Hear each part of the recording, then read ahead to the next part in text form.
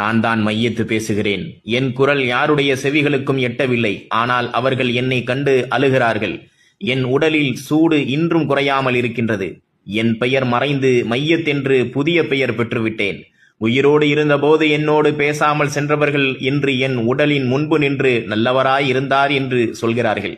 நான் பசியோடு இருந்த நாட்களில் உணவளிக்காதவர்கள் இன்று என் இறப்பு நாளில் உணவளிப்பதை பேசுகிறார்கள். நான் உதவி கேட்ட போதெல்லாம் கண்டுகொள்ளாதவர்கள் இன்று என் குடும்பத்தாரிடம் ஏதேனும் வேண்டுமா என்று வினாவுகிறார்கள். பல நாட்களாக நான் நோயால் தவித்த போதெல்லாம் புறக்கணித்தவர்கள் இன்று என் சடலத்தின் முன்பு நின்று எப்படி இறந்தார் என்று விசாரிக்கிறார்கள்.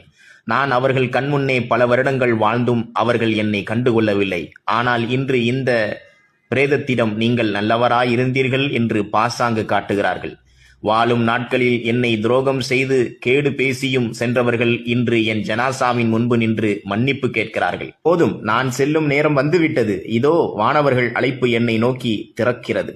உலகில் என் ஆயுள் முடிந்தாலும் என் இறைவனின் அருளால் நான் நிம்மதியுடன் மறுமை வரை உறங்குவேன். இன்ஷா அல்லாஹ். உயிரோடு நடமாடும் பிரேதங்களே, யாரையும் பகைத்துக் கொள்ளாதீர்கள். யாரையும் இழிவுபடுத்தாதீர்கள். கடுமையாக பேசாதீர்கள். மனிதர்களை மன்னியுங்கள். அதன் மூலம் நீங்களும் உங்கள் இறைவனிடம் மன்னிக்கப்படுவீர்கள். உலகின் குறைகளை உலகிலேயே விட்டுவிட்டு நல்ல சொற்களால் வாழுங்கள். நான் சொல்கிறேன், என்னை மன்னியுங்கள். ஆனால் மறவாதீர்கள், எனக்காக பிரார்த்தியுங்கள். அல்லாஹு யர்ஹமு.